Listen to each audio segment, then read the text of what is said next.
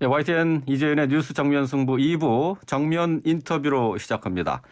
윤석열 당선인 인수위 대변인직을 내려놓은 김은혜 국민의힘 의원, 경기도의 철의 여인이 되겠다면서 경기도지사 선거 출마를 선언했는데요. 직접 목소리 듣고 얘기 나눠보겠습니다. 김은혜 의원님 안녕하십니까? 네, 안녕하십니까. 김은혜입니다. 안녕하세요. 오늘도 바쁘셨죠? 네. 예. 자, 먼저 있었습니다. 청취자분들이 가장 궁금해하시는 것부터 좀 여쭤보겠습니다.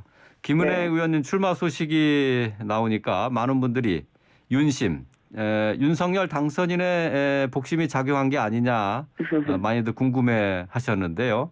네. 자, 윤심이 아니라 민심을 대변하고자 나왔다라고 답하셨어요. 뭐 당연히 민심을 대변하기 위해서 지사직에 도전하시는 건데, 네. 하지만 궁금한 것은 아무래도 인수위의 대변인을 얼마 전까지 하셨기 때문에 윤석열 그렇습니다. 당선인을 자주 보고 그러면서 경기지사 출마를 권유받은 것 아니겠느냐 이렇게 추측을 하거든요. 네네. 어떻습니까? 당에서 이제 여러분들이 저에게 요청을 하신 것은 맞습니다. 당에서요. 그때는 네, 최근이라고 할 수 있겠죠.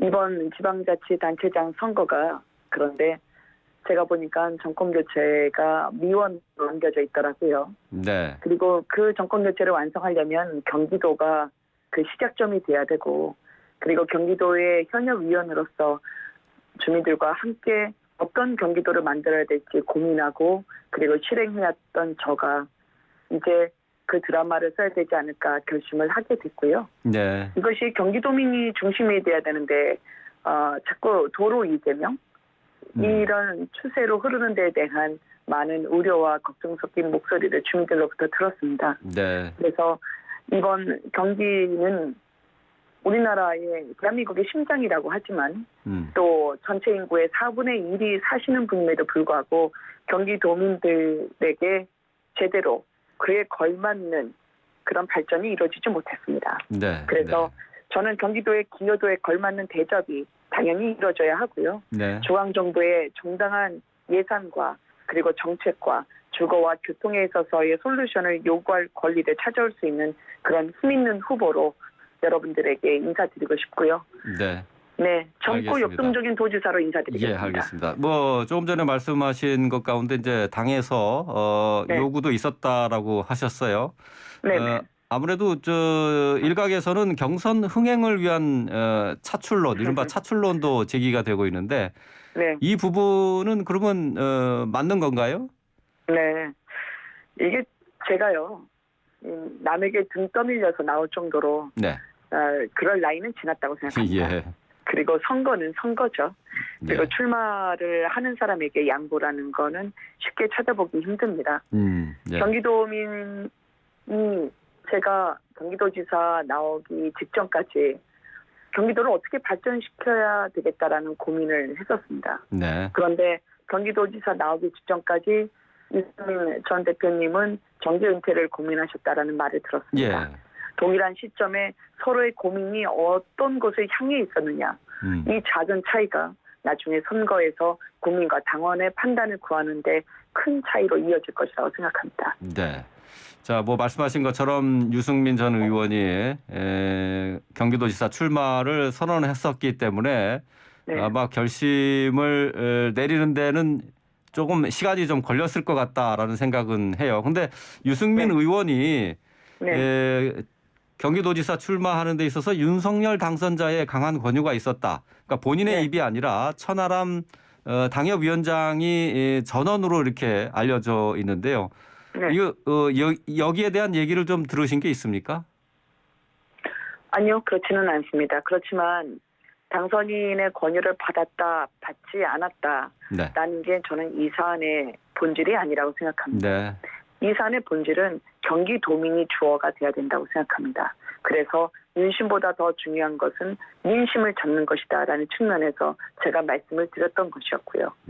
예, 알겠습니다. 자, 네. 김은혜 의원님은 뭐 유승민 전 의원에 대해서 출마 전에 조금 전에 말씀하신 것처럼 정계 은퇴를 고민을 했었던 분이기 때문에 출마 명분에서는 본인이 앞선다 이렇게 말씀을 하셨는데 네. 유승민 의원의 장점을 또 단점은 또 뭔가 하나씩 좀 짚어주시겠어요?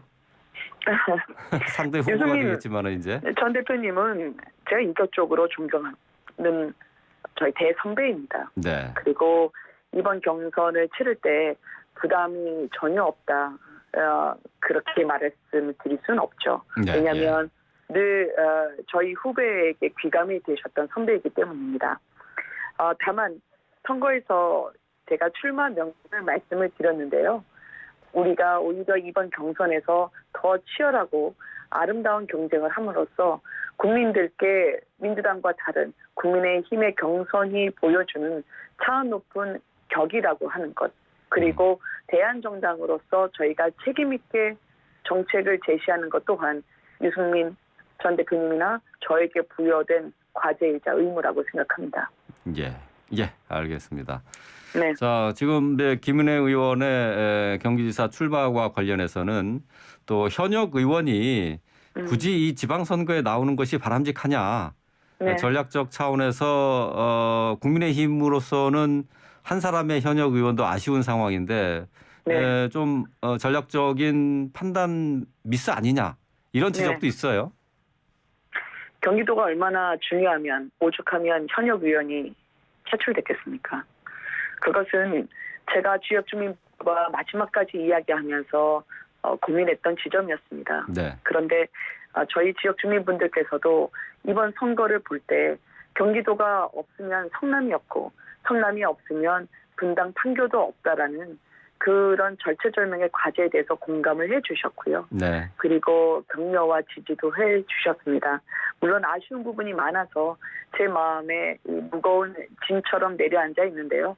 그것은 경기도에서 더 나은 분당 판교와 더 나은 경기도를 위해서 열심히 일하고 보답하려고 합니다. 예. 무엇보다 제가 지난 2년의 작은 성공으로 여겨지는 부분들이 있습니다. 경기도 주민분들에게는 일단 자족 도시로서의 그런 여건을 나라에서 갖춰주지 않았고요. 그리고 교통, 주거 어느 것 하나 주민분들에게는 흡족한 게 없습니다. 네. 일개 신도시라고 하지만 녹슨 대관을 안고 녹물을 보며 살아야 합니다.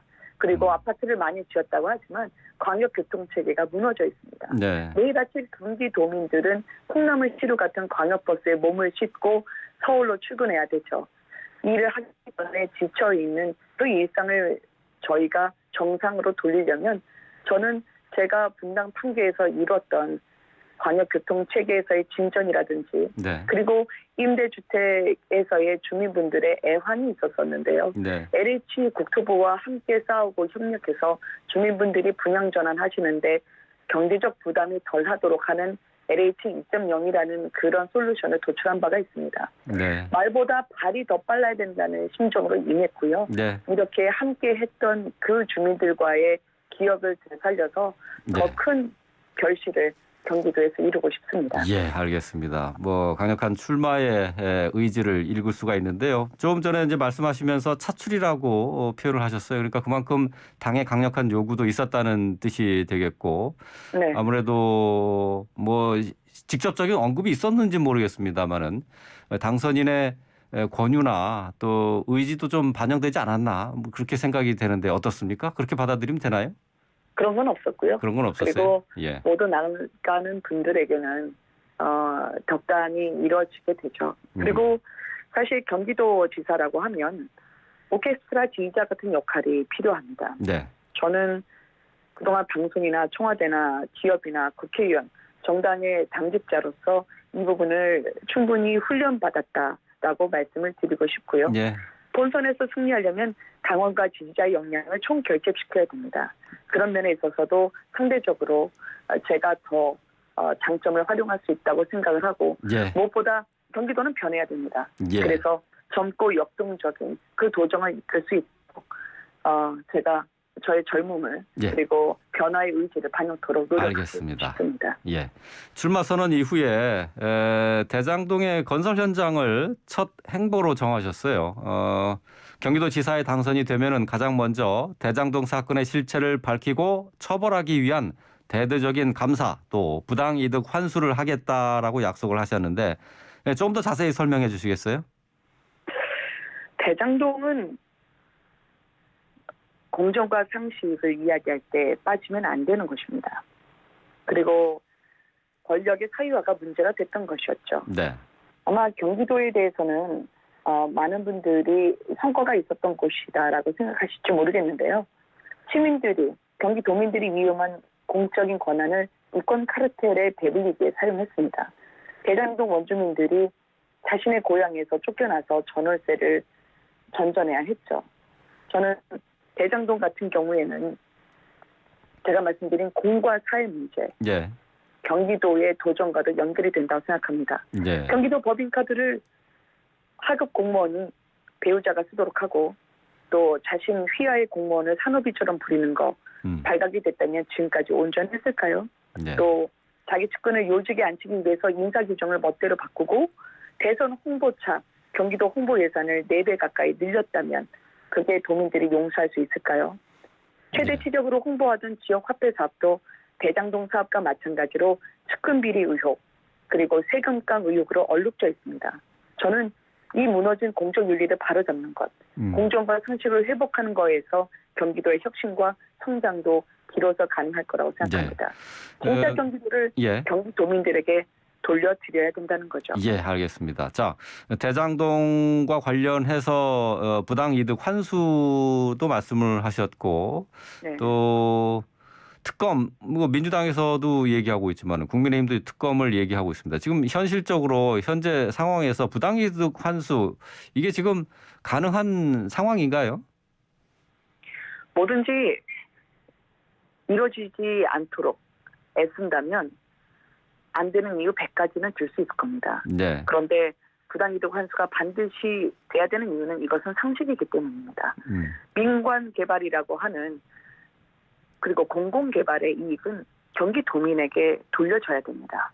그게 측근그룹이라 불리는 패밀리가 가져간 게 아닌가 싶어서 경기도민들의 아픔이 있었죠. 네. 따라서 저는 당연한 상식을 이야기하고 검찰은 그렇지만 대장동에 대해서는 바람보다 먼저 눕는 풀처럼 예. 그동안 무기력했었죠. 예. 그래서 불법을 수사하지 않는다면 그게 불법입니다. 그리고 직무유기가 되겠죠.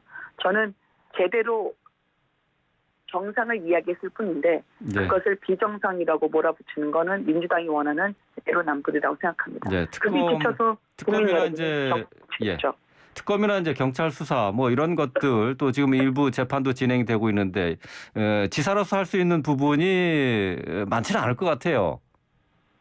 저는 저의 일을 할 것이고요. 예. 그리고 국가의 사법 시스템이 제대로 돌아간다면 그 또한 정상적으로 작동할 거라고 생각합니다. 저는 저희 일에만 집중하겠습니다. 예.